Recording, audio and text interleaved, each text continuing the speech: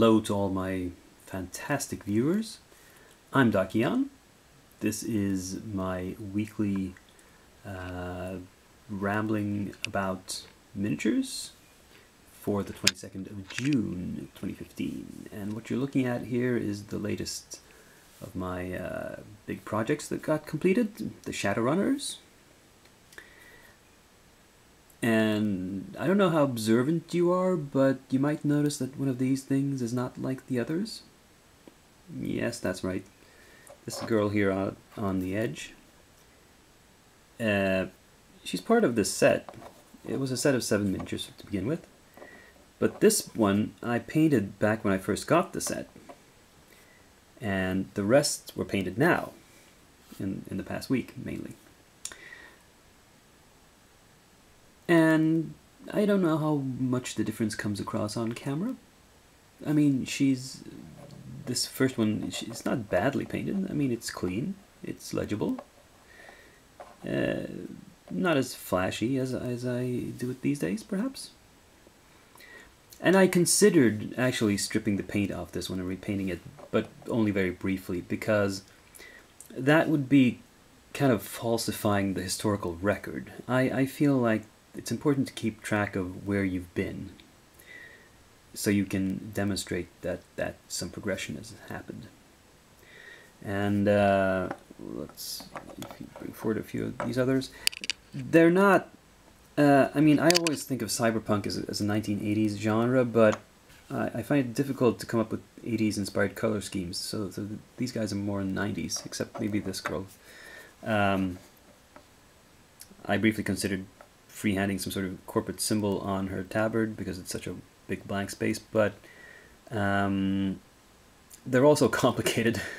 I'm afraid they're beyond my freehand skills, at least at this very small scale. And here we have the Decker. This is so amusing. The funniest thing about old school Shadowrun, I think they've changed it in the current rules, but you used to need to interface with the internet. And you did it by sort of plugging your consciousness into the internet, but you still needed a keyboard to control it. But that's what the internet was like back then. This guy is kind of strangely dressed.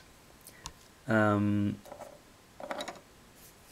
don't know what it looks like. Yeah. They turned out all right. So let's move on to the next thing.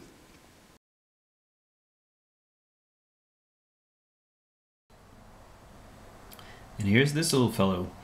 Thought I'd forgotten about him, didn't you?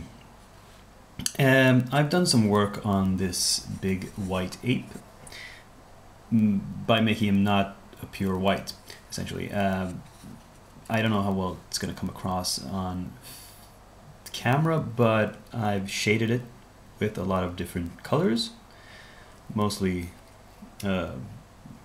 yellowish colors on top and blue in the shadows, and then highlighted up with dry brushing, a successive amount of, well, I can show you all of these different whites, all, you know, elfic flesh, which is kind of beige, the game color off-white, the model color off-white, which is more white than the game color off-white, and then just finally pure white. He's not quite done yet. I think I'm done with the fur. I need to do some work on the skin, and this blue tone is just a preliminary thing. I'm not sure I want to keep it like that. I'm not sure what color I want the eyes to be. And I've got to fix the mouth a little bit. But he's coming along. This is the base I've made for him. This was an experiment in using crackle medium. I don't know if you can tell, but it's white in the cracks. That's not the primer. It did not just crack down to the primer, because the primer was black. It cracked right down to the sculpting putty that I used to make the texture on the base. That's the white stuff. But it's kind of an interesting effect. I've tried to put a black wash on it to go down there and darken the cracks, but it hasn't worked on all of them. So I'm considering just leaving it the way it is, and yeah, it'll be fine, I hope.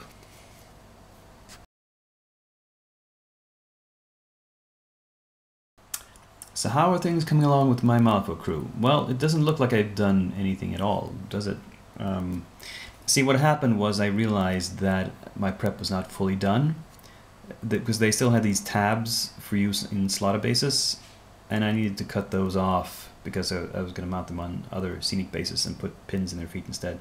And I've got to do that before I start painting, because there's a lot of metallic dust flying around, and I have to grip the miniatures so that the primer rubs off. Yeah, so I had to wash it after I did that and reapply the primer. Same thing with Miranda.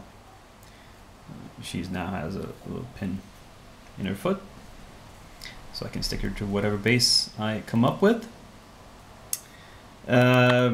On the line, I have done that sort of on him as well. He didn't have a tab, but he had big lumps of metal underneath each foot that I have cut, or rather filed down quite a lot, so they're almost completely gone. I put a base coat, just a very light color here on him, so I can see what to paint. The thing is, when you prime a model white, and it's all just bright white, and the glare from it in these strong lights kind of obscures what I'm looking at. I've done a little bit of work on the Rattler. I've done his belly scales. I would consider them kind of done. It's not an area that I think will be in focus a lot. Next up is doing the top scales, of course. And I was talking about, I mentioned bases. I haven't shown you any bases for them yet, because I've been wondering what bases to use. You see, I have some scenic bases ordered that are on their way to me. And they're, well, ordered. They're part of a Kickstarter. And I thought I might use them, but it's really uncertain when they will arrive. And I've got a Malifaux game in 2 weeks. And you know me, you know I can paint these 4 figures in 2 weeks. That's not a problem. But I have to have bases ready for them. I don't just want, yeah. So I'm thinking I'm going to use the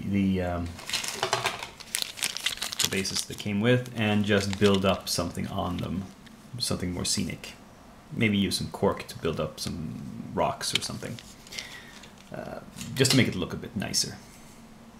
Yeah. Well, that's my plan for these guys going forward. Hopefully they will be done by next Monday, but certainly in 2 weeks' time.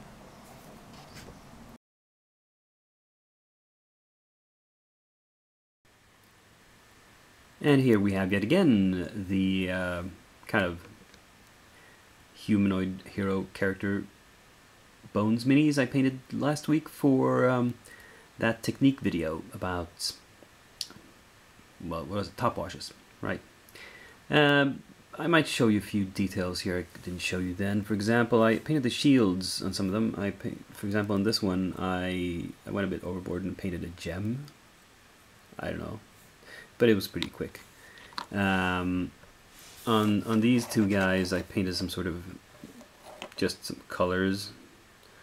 These are not heraldically correct in any way. It's just I just splashed some color on there to make it look nice. This shield was simply metallic. I just painted the wings gold on this device. Yeah, well, that's these guys. Oh, I don't know if you want to see the dwarves. This one you've seen. This one is just all metal, full metal dwarf. And yeah. And here we have the next batch of bones I got completed. It's the bugbears. Let's see if We can show them from a few different angles. It's rather simply painted, but it's good enough for government work, I'd say. I like this guy with his huge club. Looks like a wood trunk, a tree trunk with some spikes banded onto it. That's nasty. And most of them, there's 4 identical ones with exactly the same equipment here, and there's 3 slightly different ones. Well, that's them.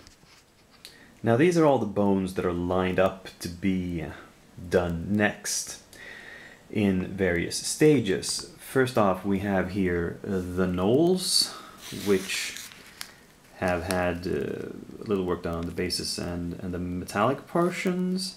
These are an experiment in not priming. You know, bones are supposed to be able to be painted without primer. So I'm testing that theory, and well, it sort of works.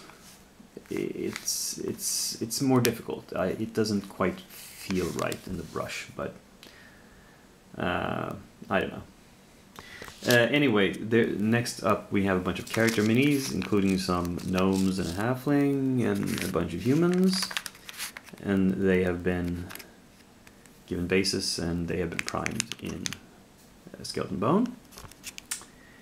And then we have a selection that have not been primed yet. They've been prepped and based in some cases. And this is sort of a random assortment. Well, there is kind of a theme. There's sort of an aquatic theme to them. We have the sea hag. We have 2 kelpies. We have some sort of evil mermaid thingy. How do I know she's evil? Because she's got sharp, nasty teeth and a big grin. And a couple of fishmen, various descriptions. This one I actually did some gap filling. These arms were separate, but they were glued on in the factory, but rather poorly glued in. There were huge gaps, and I didn't really trust them to stay on. So I did some green stuff work there. And finally we have some, well, Cthulhuid monsters. Now, in the Reaper catalog it says this is a Shoggoth. It doesn't look like a Shoggoth to me. This looks more like a Shoggoth. I think they were mislabeled. And this one is, I don't recall what it's called. It doesn't use the real name. It's clearly a star spawn of Cthulhu. This one came in several pieces. The head and the wings were separate, but I glued them on. I didn't feel that there's slight gaps here where I didn't bother filling them because I'm going to paint pretty dark and it's not going to be noticeable. Well, that's what we've got going on. I don't think all of these will get done in the next week, but at least the gnolls and hopefully these guys as well.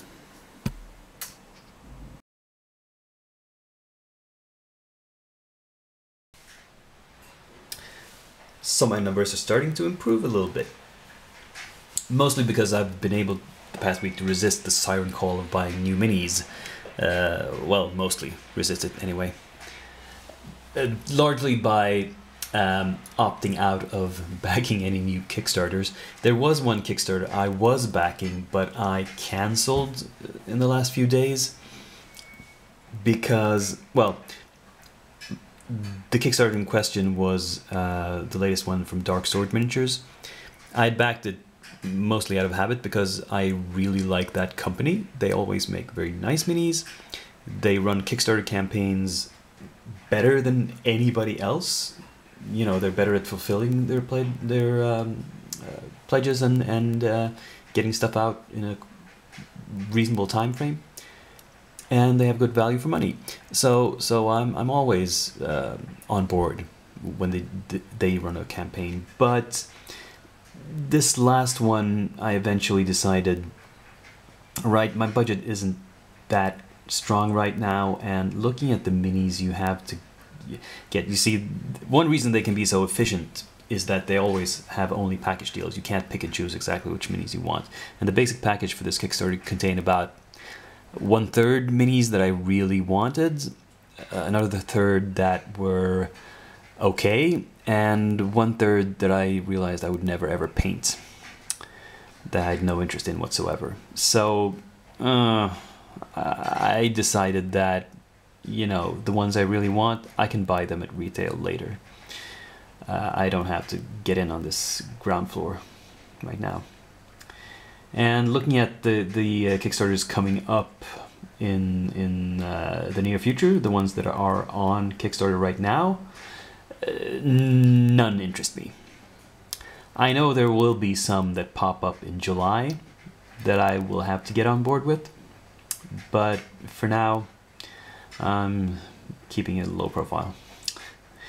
And I don't think I'll buy a huge number of minis the coming weeks. So, I have in the past week uploaded a few other videos. I'm curious to hear what you thought of them, and if you want me to keep doing videos like that. When it comes to technique videos, I'm kind of out of ideas. I don't want to just start going through every technique in the book, because I feel like it would just repeat a lot of information you could easily get anywhere else. If I'm going to make a video, it has to be my take on the subject. It has to be something I can add to it. Reviews are easier. I mean, reviews are always my opinion, so that's always something unique. So I do have a large, well, reasonably large number of videos or subjects for videos lined up, stuff I'm going to review. Those will be coming out at a regular pace, I hope. But if there's anything else you would like to see me make a video about or comment on, please feel free to tell me. As always, if you like this video, give it a thumbs up, and I will see you in the next video. For now, this is Dr. Jan, signing off.